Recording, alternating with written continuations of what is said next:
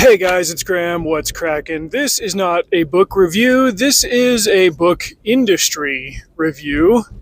In a sense, I am happy to report that it seems the winds are changing. The winds are shifting. We are sailing in a new direction, and I am very happy for it. All right, so late last year, I did a couple of videos talking about content in books, what I'm looking for when I'm reading, what I'm looking for when I'm writing. It's been an interesting couple of years on the channel, especially when I was offering up criticisms of series like Red Rising and how the first three books had displayed intensity and some visceral tendencies, but then the later half of the series got into like just really, really gross stuff for its own sake.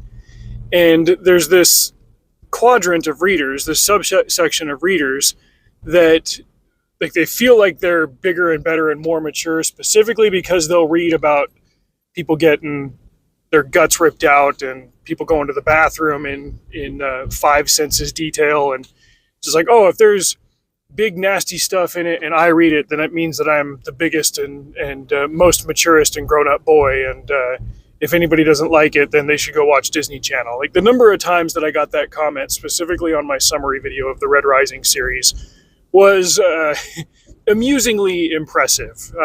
Almost like there's programming, but I digress. The point is that for a long time in popular culture, there's been this unspoken rule, and then later spoken outright, that if you don't put like the most intense and just gory, ghastly stuff in your book, then you're playing with the kid gloves, and you need to go back to the sandbox. That Game of Thrones was intense when Lord of the Rings didn't have the balls to be, and so on and so forth. And I feel like there's been a broad pushback from that, a retreat from that to sounder principles, and that's getting reflected in more and more ways. A couple of years ago, I was listening to, I think Dave Butler was on Writer Dojo, and he's an acquisitions editor with Baen now. And he said something that stuck with me since. He says that we're looking for, like if you want to get published with Baen, we're looking for stories about where a good person is trying to do the right thing in the right way. And that's the general tenor of the stories. Even if there's intense content levels like John Ringo level stuff where you read it, you're like, oh no, John Ringo, no. Like the point of the story has to be a good character trying to do the right thing, even if this character has flaws. It recently got announced that there was an announcement that came out, I think it was just yesterday. There's this new small press publisher imprint, something popping up. They're going to do 12 books in their first year. And they got some big names signed to their author slate right out of the gate. One of them is Larry Correia. The other one is Travis Corcoran, who I've mentioned a couple of times before. I really should do a separate video reviewing his Powers of the Earth book. But before I do that, I should probably read the sequel. As far as I know, that's going to be either a trilogy or a series. The first two are out. The first one I read, and here I am ironically talking about good things and good characters happening in good ways and stuff. The first book that I read, like it was it's weird that I'm going to say that it was good. It was a good book, but it was a very black-pilling book. Like the mood was very dour. Is that how that word is said? And that's not a mood that I'm looking to chase, especially because it kind of had a cliffhanger ending for a first book. But Travis is an incredible writer, and if you follow him on social media, admittedly he can be a bit of an acquired taste. He is a very intense personality. Imagine an Ivy League educated autistic libertarian engineer who is a state level politician in New Hampshire. All right, like all of that, any of my most abrasive tendencies times 100. That's Travis Corcoran.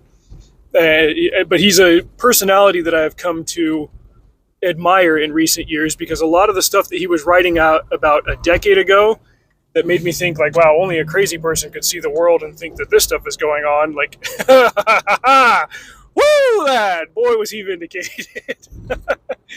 But I digress. Like he's he's talented at fiction, and he's very adept at hard science. And any small press that's going to pick him up is going to get a strong boost from a very magnetic writing personality.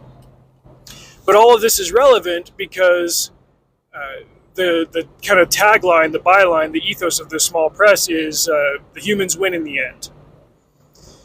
Now, going back to Red Rising, one of my complaints about the last three books is that the beating that the protagonists take became so intense and so repetitive that it completely destroyed the tension anytime that there was a chance of them getting a victory.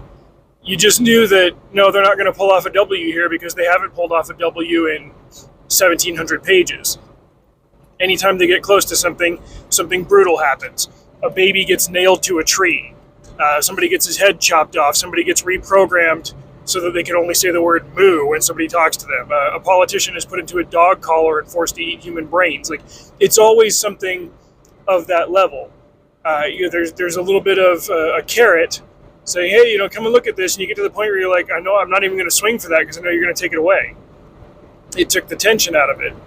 At the other end of the spectrum, just because you say, oh, the good guys win in the end, it doesn't dissipate that tension, because if you put them in the right situation and you put the screws to them in the right way, but like, okay, we're cheering for an optimistic story. We're not going for anything subversive here. We know that they're going to get out of it. I need to know how. It's not that I want to know, it's that I need to know. That tension, that compulsion is what's going to pull you through a book, and that is a hallmark of really great writing. Stop me if I've told you this story before, but about 20 years back when I was teaching some volunteer English classes in Spain, there was this lady who, she had a very negative and dour outlook on life. Granted, life had handed her some trials, but she just believed that, like, she was very nihilistic. And but she was there to teach, or to learn English from our English class, and she brought some materials that had been published in the UK that were kind of like elementary school level English materials, and she wanted to go through them with us. We said, okay, sure. And it was this story that was kind of written at a first or second grade level, and it teaches you basic grammar, syntax, sentence structure, things like that.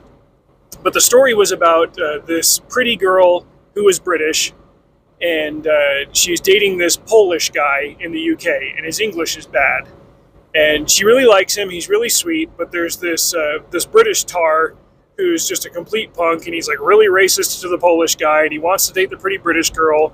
And the British girl's mom is also racist to the Polish guy and wants the pretty British girl to marry the tar. That's the British Chad. Well, eventually the Polish guy has to go back to Poland for work or something. He writes letters to the pretty girl, but the mom intercepts the letters. And as I'm reading this, I think, oh, okay, I know how this is going to end, because this is going to be a happy ending. No, what's the ending of the story? The mom intercepts the letters. She steers the tar to marry the daughter, and they get hitched, and the daughter never finds out that the Polish guy was writing to her. It's like it's like the Anti-Notebook. And I almost threw that book down in the middle of the English class, and I asked this lady, Teresa, I'm like, what is this? This sucks. Like, this is a terrible ending. She goes, no, it's a realistic ending because life sucks. I'm like, well, how the hell is that a way to live? Like, what is this? Nihilistic stories feed nihilism, and they just fill your soul with garbage. They're not stories that healthy people want to read. And we're going to sit here and talk about anxiety and depression, and we're living in a mental health epidemic or whatever, but then also look at pop culture and defend this trend that just feeds people slop all the time and not make a correlation. That is stupid. Beyond all comparison, that is stupid. And I've long been an advocate for stories where the good guy does the good thing in the most right way that he can, not in a Pollyanna way, and sometimes he might have to make a bad decision and face consequences for that. Consequences are part of that morality structure. But like, overall, like, what is the point of telling a story if the moral of the story is everything sucks? Wasn't there literally like a Netflix show called Everything Sucks? I might have made it about 10 or 15 minutes into it. before I realized, like, no, this wasn't the title. This was the description of everything in the story, and it just sucks. People are like, yeah, it's good storytelling. Like, no, you're just miserable. You have a nose ring and you don't know who your dad is. Like, this is not good storytelling. This is not great storytelling. This isn't positive or uplifting. It's none of that. And it kind of all came to a head when I was listening to the latest Your Boy Zach video, and he was talking about something that he doesn't like in this current run of like alt Batman stories, where he showed this panel where there's like a whole bunch of decapitations all in a row, and he's like, I don't know, it's Elseworlds and Dark World or and whatever, but you don't do this in a Batman story. And this edgelord crap just doesn't cut it.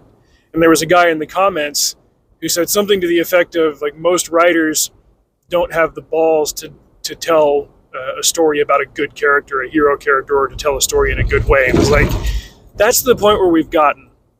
And there needs to be a broader perspective shift where people realize that good stories like that aren't the norm anymore. The edgelord stuff has become the norm. And when that's 90% of what's out there and what's pushed, and there's pushback against good, clean, moral storytelling, is it any surprise that we are where we are culturally? The bulk of what is put out there for popular consumption is this quote-unquote edgy, violent, vulgar crap. I'm really encouraged by the publishers and the presses and the entities and the creators and all of that are pushing back against that, saying, hey, like, we don't have to live this way, and this doesn't have to be our culture. This doesn't have to be our body of work. This doesn't have to be our stories. Like, there's a better way forward. I like that Baen is putting that stuff out. I like that there are indies putting that stuff out, and that there are smaller presses popping up and doing that. That was ultimately the driver that convinced me to upset my personal publication schedule and write the book that I'm working on right now with Raconteur Press in mind, because their specific open call is for books for middle grade readers, for young boys. They said, we don't want stories about, broken families, broken homes, everything's miserable. They don't need to be stories about a boy's got a crush on a girl. Like, we want adventure stories for young boys. Young boys aren't reading. We want the books that will get them to read. And I was like, yes, hell yes. There's a huge drop off right around the time kids get into middle school. Boys either switch entirely to manga or jump over into like Tom Clancy and epic fantasy. Boys, by and large, aren't the ones reading YA and middle grade, because all of that stuff is very female coded, and there's a lot of it that's negative and dour. And I was like, well, then that means that there's a huge open gap in the secondary, and you can make a play here if you target it right. That's what I'm trying to do here. And I like that there are more creators out there doing it. We're turning the tide of the last 10 to 15 years, where there was this creep at first, and then it came in at the edges, and then it took over the mainstream. And then for the last 5 years or something, everything's been like, oh, we're big and mature if we want to write stories about people getting brutally murdered and struggle snuggled and all of that stuff into oblivion. It's like, no, that stuff is bad. That stuff is crap, and it always has been. And I think more people are getting hip to that and demanding something better. Here we are. Anyway, thanks for riding along with me on this one, for letting me vent about that. I'm glad that more people are getting an interest in a different caliber of entertainment. Check out the description. You can find a link to my books on Amazon. Subscribe for more book reviews here, and you can also check out my second channel where I do a lot of TV and movie reviews, as well as off-topic videos. I try to keep this one focused on books and such. Till next time, drive safe. See you out there.